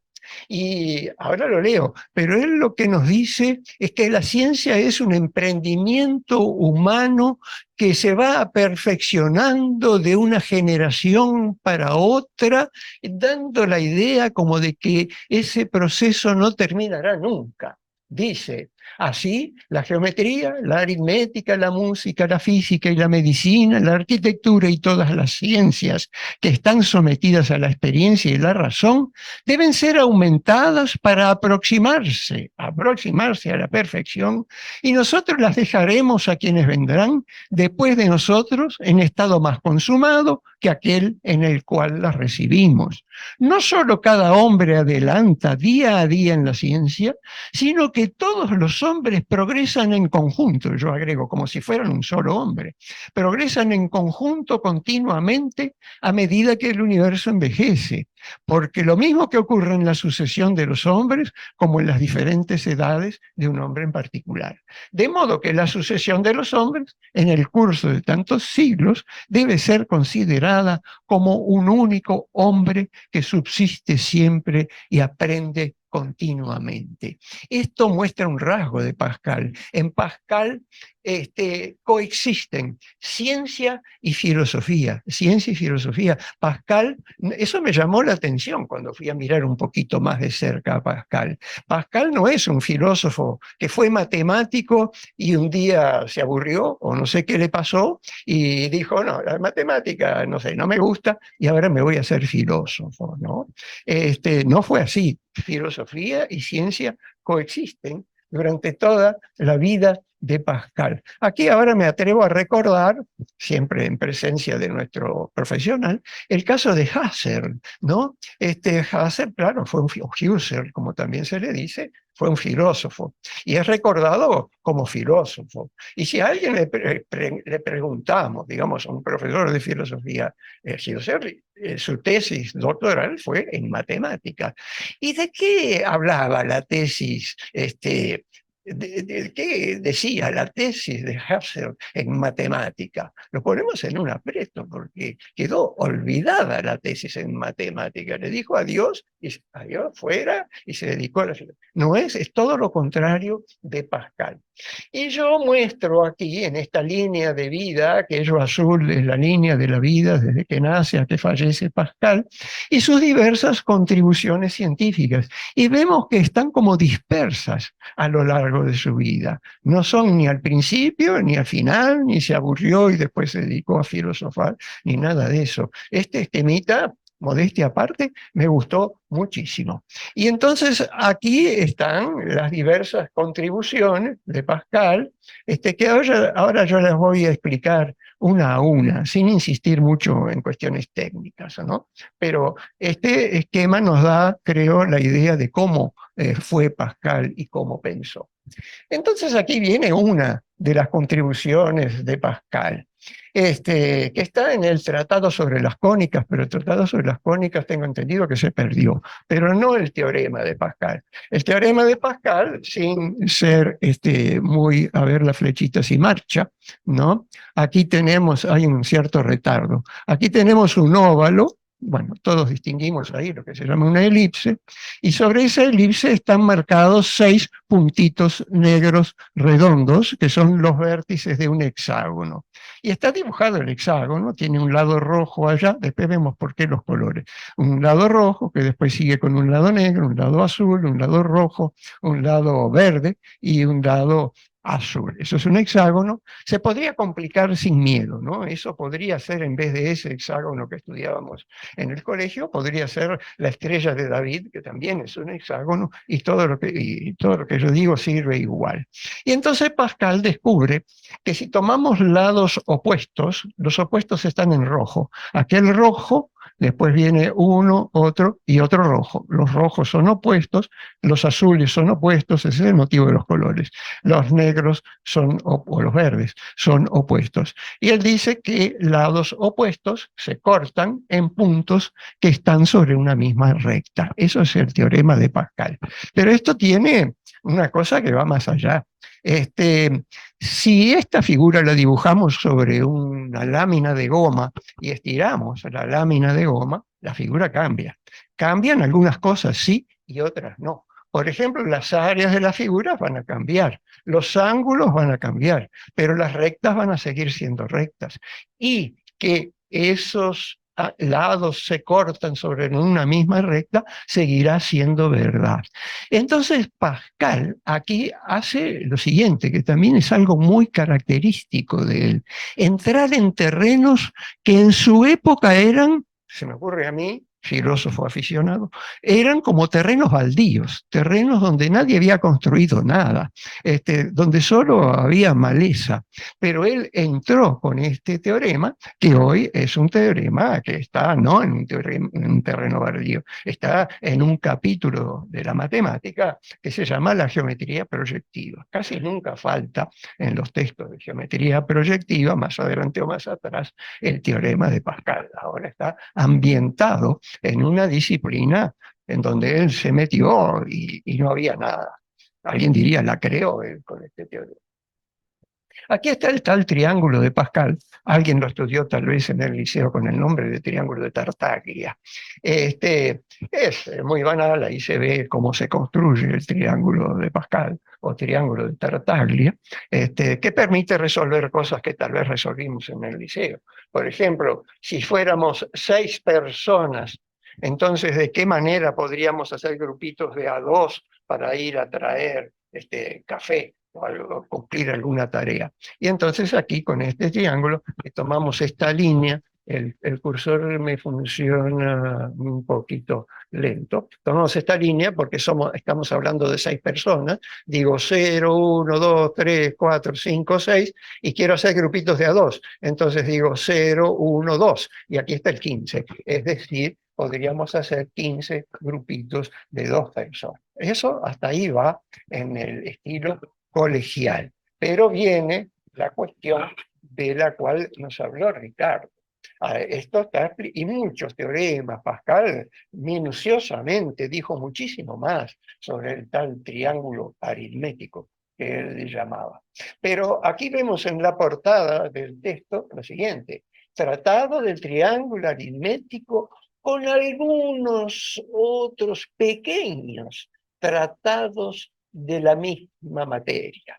Pero esos pequeños tratados, él les llamó así, pero son los textos que lo ayudaron a resolver un problema relativo a las probabilidades, como también, ¿no? Prólogo ahí, como también ya se dijo, caer en la teoría de las probabilidades. No los voy a incomodar con entender un ejemplo que aquí hay. La cuestión era lo siguiente: el caballero de Méré se llamaba, ¿verdad? El caballero de Méré le gustaban las apuestas, y entonces, y de matemática andaba más o menos. Pero había un juego al cual se le prestaba mucha atención, que eran juegos que ya en sus reglas de juego tenían determinado en qué momento el juego tenía que terminar, ¿no? En que yo puse aquí relativamente simple, el juego terminará cuando uno de los dos jugadores haya acumulado 3 puntos, ¿no? Si Carlos acumuló 3 puntos, el juego tiene que parar. Si Crispina acumuló 3 puntos, el juego tiene... Juegos que ya tenían autodeterminada la manera de parar. Y bueno, y sobre esto entonces se ve que el juego se va desequilibrando. Aunque la moneda sea honesta, el juego se va volviendo como deshonesto a medida que avanza, y eso daba para pensar mucho. No nos detenemos en esto. Aclaro que, y se está aclarado en los textos de historia de la matemática, que Pascal fue desarrollando estas ideas con Pierre de Fermat, pero se auxilió con cartas, intercambiaban cartas y alguna se perdió. Entonces, pero fue Pascal en síntesis el que resolvió la mayor parte de este problema, auxiliándose de aquellos conceptos que él había descubierto a propósito del triángulo aritmético o triángulo de Pascal, y otras creaciones que él fue haciendo ahí en el momento. Claro, entonces se dice de manera legítima que así inició la teoría de la probabilidad. Y otra vez, la expresión teoría de probabilidad no existía, ni existía la palabra probabilidad, pero él entró otra vez en un terreno que a mí se me ocurrió llamar terreno baldío, donde no había nada cultivado hasta el momento, ni nada creado. Aquí, entonces, estoy aclarando el significado de aquellas palabras que aparecían en el primer slide. La curva cicloide es, a ver si puedo apuntar aquí, ¿no? Si una rueda como esta va rodando sobre un camino, entonces un punto determinado y fijo sobre la rueda se va moviendo, y entonces tiene esta posición, después de esta posición, y entonces va describiendo una curva. Esa es la tal cicloide. Y a la tal cicloide se le llamaba la Helena de los geómetras por la fascinación que ejercía en aquel tiempo. Todo el mundo quería descubrir o decir algo nuevo sobre la tal cicloide. Y entonces, naturalmente, Pascal hizo su contribución.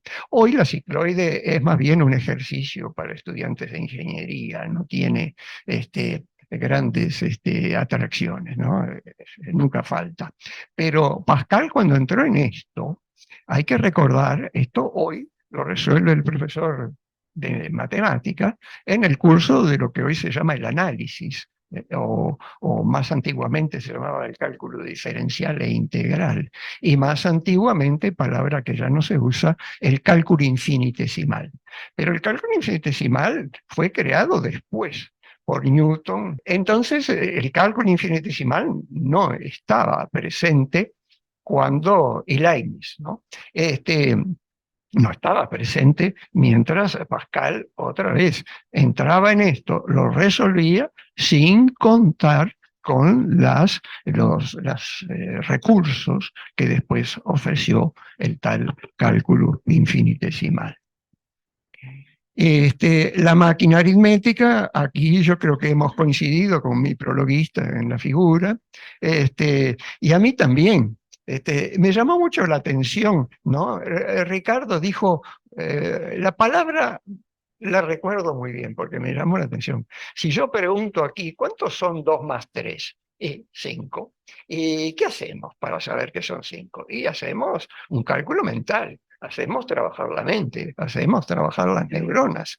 Pero esta máquina hace algo, aunque sea modesto, algo que hace nuestra mente. La máquina nos dice que 2 más 3 son 5. Entonces yo quiero imaginarme, no sé qué le pasó o qué pensó Pascal, pero yo me imagino, esta máquina que yo hice hace algo que hasta ahora, 1642, hasta ahora solo lo hacía mi cerebro, ¿no?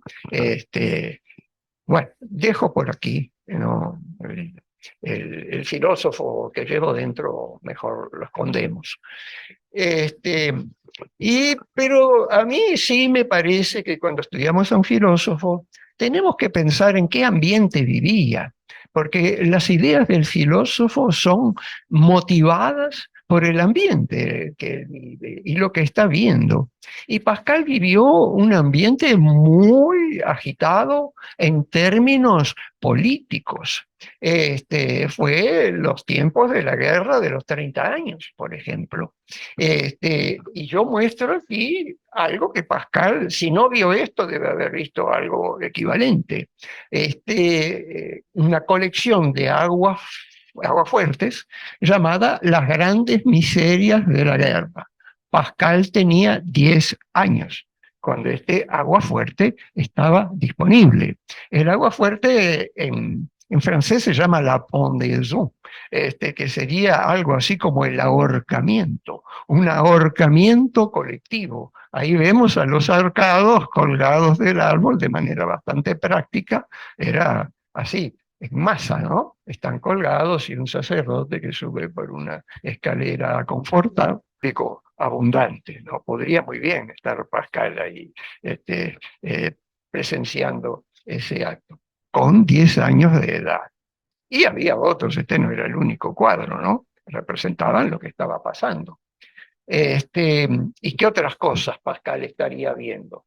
Cuando Pascal tenía 28 años, Thomas Hobbes publica su libro Leviatán, que es una defensa de la fuerza del Estado. Leviatán es un representante del Estado y de la importancia de un régimen fuerte que controle a los grupos humanos. Y esta es la portada, que ya es bastante significativa. Y Hobbes dice en el Leviatán: a quien no pondere estas cosas puede parecerle extraño que la naturaleza haga a los hombres aptos para invadir y destruirse mutuamente. Y puede ocurrir que desee, acaso, verla confirmada por la experiencia. Haced, pues, que se considere a sí mismo, cuando emprende una jornada, se procura armas y trata de ir bien acompañado. Cuando va a dormir, cierra las puertas. Cuando se halla en su propia casa, echa la llave a sus arcas. Y todo esto aún sabiendo que existen leyes y funcionarios públicos armados para vengar todos los daños que le hagan. ¿Qué opinión tiene así de sus conciudadanos cuando cabalga armado? De sus vecinos cuando cierra sus puertas, de sus hijos y sirvientes cuando cierra sus arcas. ¿No significa esto acusar a la humanidad con sus actos, como yo lo hago con mis palabras? Entonces, 28 años tenía Pascal cuando tenía a su disposición estos textos u otros equivalentes. Este hombre está todavía más cerca de Pascal. Cromwell, aún hoy la historia discute cuál fue el papel y cuáles fueron las intenciones de Cromwell. Cromwell disolvió el Parlamento británico 2 veces, lo disolvió de manera violenta, ¿no? Y dijo, frase célebre: la necesidad no tiene ley. La necesidad no tiene ley. Pascal, yo siempre me preocupo de ver cómo andaba Pascal. Pascal tenía 31 años. No encontré ningún sello de correo donde apareciera Cromwell, lo cual es lógico, porque es una personalidad tan discutida que no se sabe bien qué recordar de Cromwell de manera confiable. Lo que sí se sabe, sí, de manera confiable, parecería, es que Cromwell murió de una infección renal, tal vez una pielonefritis que terminó creándole una septicemia. Eso parece seguro. Y Pascal, ahí sí que prestó atención. Y entonces Pascal dice en sus pensamientos: Cromwell estaba pronto para destruir a toda la cristiandad. La familia real estaba perdida y la suya, para siempre poderosa, si no hubiera sido por un pequeño grano de arena que se puso en su uréter, la propia Roma iba a temblar bajo él. Pero habiéndose esa piedrecilla puesto en ese lugar, murió. Su familia perdió poder, todo quedó en paz y el rey fue restablecido. Yo arriba puse, el título es mío, la contingencia de la existencia humana. Y que nos recuerda, ahora yo me uno con Pablo, otro de mis prologuistas, la relación de Pascal con lo que actualmente llamamos el existencialismo, ¿no? Cromwell, él tenía su plano, pero él vivía en un mundo que lo llevó para otro lado. La existencia humana es contingente. Y Pascal, no sé si será o no, no me atrevo, un creador del existencialismo, pero él descubrió que por ahí había alguna cosa. Y naturalmente, yendo por esos caminos, Pascal también opinó sobre la muerte. Nos complace descansar en compañía de nuestros semejantes, sufrientes como nosotros, impotentes como nosotros. Ellos no nos ayudarán, moriremos solos. Y no voy a decir, porque creo que no sería verdad, que Pascal fue el primero que pensó en la muerte, no es así. Hay muchos antecedentes, pero la muerte entró, y hoy la vemos en la literatura y en las artes con toda fuerza. No creo, el autor de este trecho, que todos lo conocemos, es Tolstoy, ¿no? Y Tolstoy dice esto: Iván Ilich era colega de los señores allí reunidos y todos lo tenían en alta estima. Hacía ya varias semanas que estaba enfermo, según decían, de una afección incurable. Su plaza aún no estaba vacante, pero corría el rumor de que en caso de que falleciera, Alexeyevich podría ocupar su puesto, mientras que a este lo sustituiría Vinnikov o Schnabel. En suma, al enterarse de la muerte de Iván Ilich, el primer pensamiento de cada uno de los presentes fue calibrar en qué medida ese deceso podía favorecer su propio traslado o promoción o el de alguno de sus conocidos.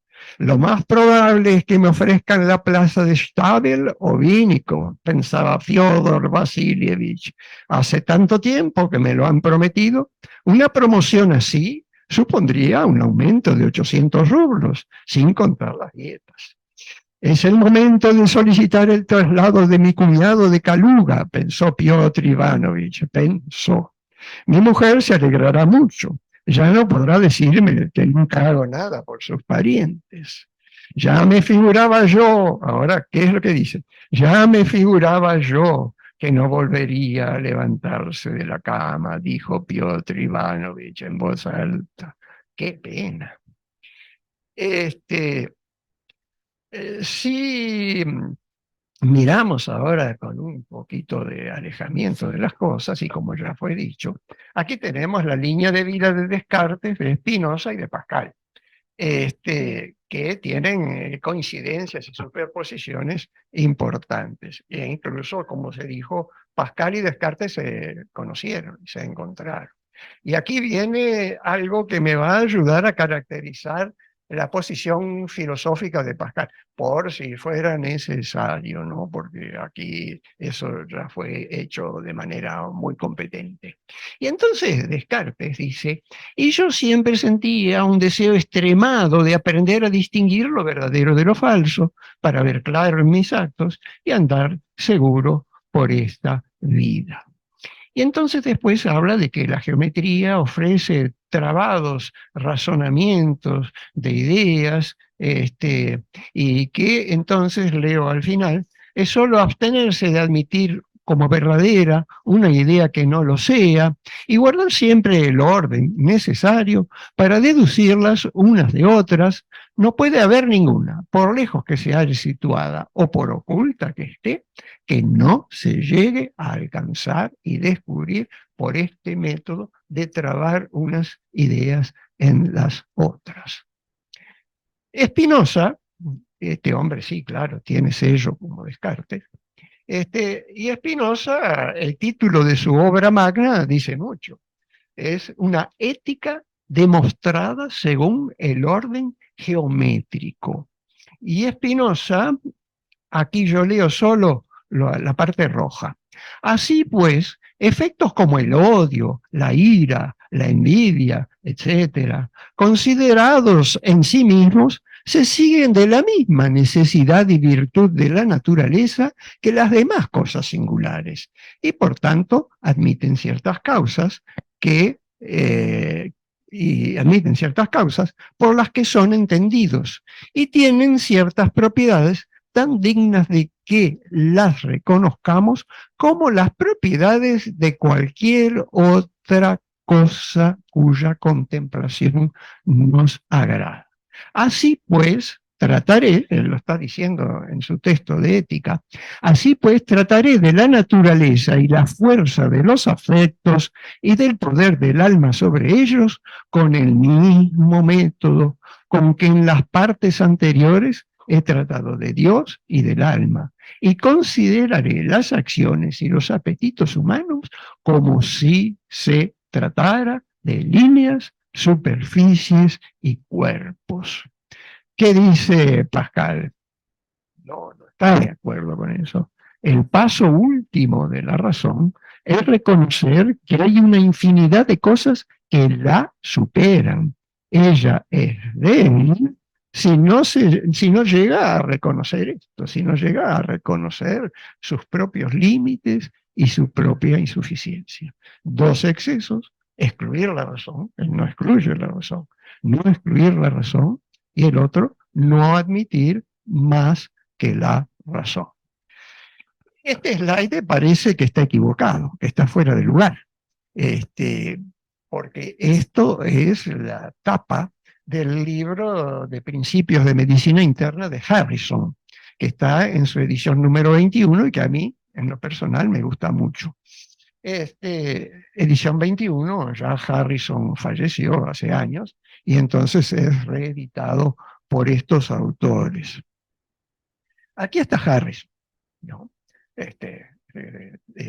Se desempeñaba como profesor de medicina en la Universidad de Alabama, y él fue el único autor, el primer autor de la primera edición de 1950.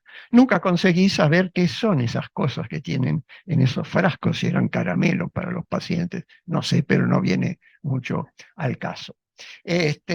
Entonces, primera edición la escribe Harrison enteramente en 1950.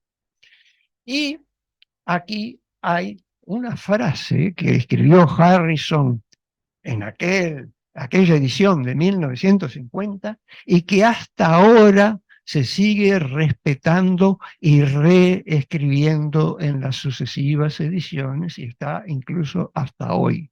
Harrison tuvo una inquietud en 1950. No puede recaer sobre un ser humano mayor oportunidad, responsabilidad u obligación que la de ser médico. Para cuidar al que sufre, el médico necesita habilidad técnica, conocimiento científico y comprensión humana. Del médico se espera tacto, simpatía y comprensión, porque el paciente no es una mera colección de síntomas, signos, funciones alteradas, órganos lesionados y emociones perturbadas. El paciente es humano, temeroso y esperanzado, en busca de alivio, ayuda y seguridad. Yo me dediqué Se sabe que hoy en la Facultad de Medicina se dictan incluso hasta varias cátedras vinculadas con el humanismo médico. Pero yo me dediqué a averiguar un poco la historia de este asunto y llegué a detectar que la expresión humanismo médico y medicina humanista empezó a desarrollarse unos pocos años antes, más o menos en el 1947. Claro, no quiero decir que los médicos fueran inhumanos antes de 1947, pero sí que se creó un cuerpo de conocimientos que trataba de la humanización de la medicina allá unos poquitos años antes de Harrison.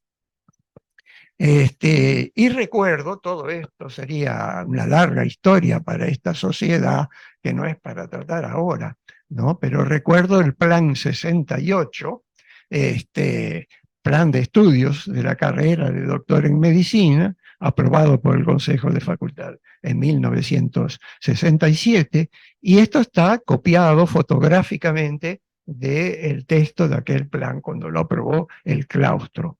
Y destaco, para no ser más largo, que había algo que se llamaría el año básico, en realidad se llamó después el ciclo básico, que tenía varias novedades, varios ítems, pero abajo de todo, fíjense que por primera vez en la facultad oficialmente, en